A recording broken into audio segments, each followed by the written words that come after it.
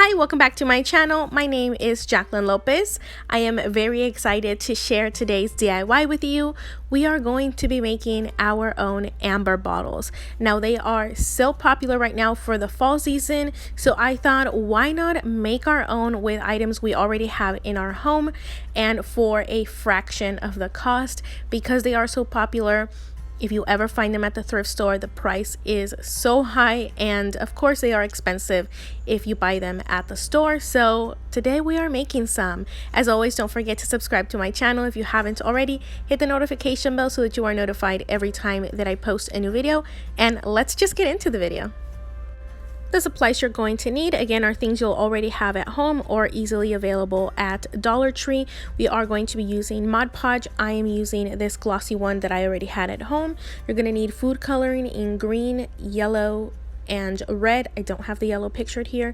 I'm going to be using this little disposable cup to mix. I'm using this little spatula also to mix it in. You can use a popsicle stick and of course any glass bottles of your choice. I am using these two because I thought I would only make two. First of all, we're going to take some of our Mod Podge and put it in our little disposable cup. The amount is going to be dependent on you. I ended up making a lot. You really don't need that much.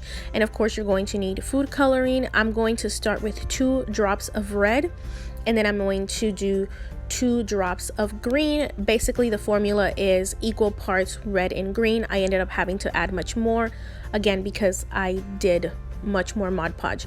I'm going to add a little bit of water just to make it easier to mix, because we are going to be pouring some in the bottle and it just makes it a little bit easier to work with. So go ahead and mix it well so that all the colors are fully incorporated. Here, as you can see, I have this kind of khaki color after I added more of the green and red, and you can also add yellow. I did add a little bit of yellow.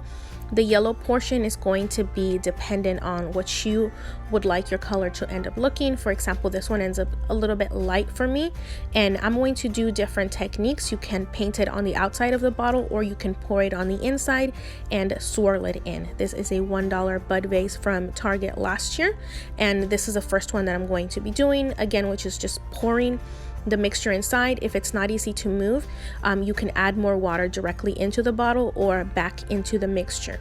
Again, just swirl it so that it covers all of the inside of it, and then once you're done, when it's all covered, you're going to pour it out, and you're going to need something to lay it on backwards so that it continues to drip down.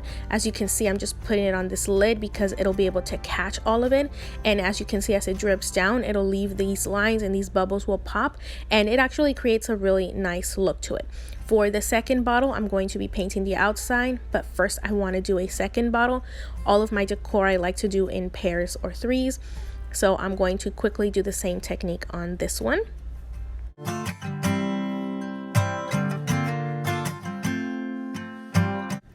This is what the first one is looking like. I don't really love this color, so I am going to make some modifications to this second type of bottle and different technique that I'm going to be sharing with you. This is the way that I'm used to doing it before, which is brushing it on the outside with a paintbrush. I've done it in other colors. I've never done amber color, so there was a lot of trial and error.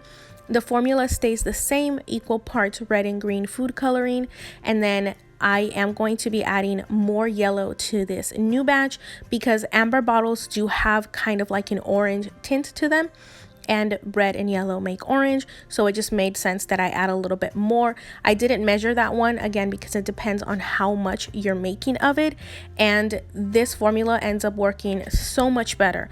Also, to darken it up a little bit, I did add some acrylic paint to it. I added 2 small drops of black acrylic paint, and you can see here where it's starting to dry at the top how much nicer this color looks, how well it's drying. I just absolutely love this. And because I have a lot of my mixture, I'm going to be painting more bottles and pretty much anything glass I can find. This is the black acrylic paint that I used. Again, just 2 drops for the amount that I'm doing. Don't add too much because then it won't dry see-through. I ended up doing 2 more bottles that are just like this one because I didn't like this color. And these I wanted to paint, but I love them so much. These would be exactly like what they have at Target.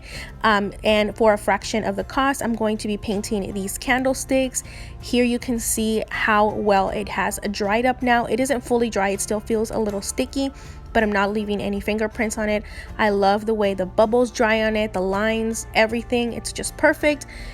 So much so that, again, I painted anything glass that I could find in my house.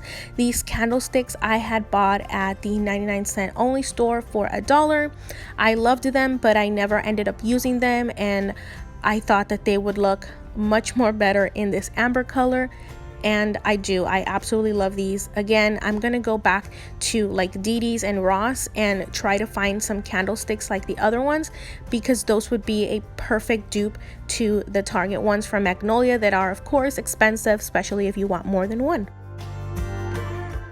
Here are all my pieces now drying. I did go back and do a second coat on the larger bottles that are from Dollar Tree. I found more things to paint, and then the ones that I had used the first technique, I just went ahead and painted on the outside of them because I knew that that was what looked best.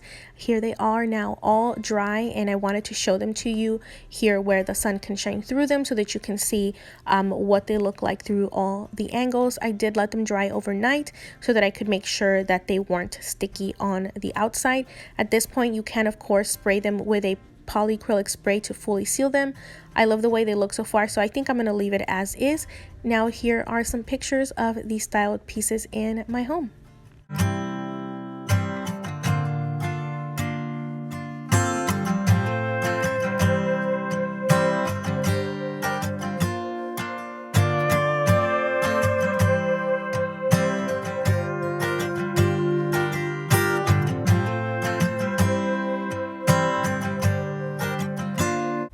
This little setup and these bottles are of course my favorite. I love the way this turned out. I did not expect it to look this good, to be honest. I've done this technique before, but I've done it in colors like pink, blue, and like a really nice mint green. Those end up looking more coastal, so very happy that this worked out and it turned out as beautiful as it did. Please tag me if you recreate this. So inexpensive. All of these items can be purchased at Dollar Tree, so for free or for a couple of dollars, you can recreate this in your home and not have to spend as much. As always, subscribe to my channel if you haven't already. Hit the notification bell so that you are notified anytime I post a new video. Like, comment, and share my video. That really helps my channel to grow. And of course, share this video so that everyone can recreate this DIY and save tons of money. Of course, and as always, thank you so much for taking time to watch my video. You have a very good rest of your day. Bye-bye.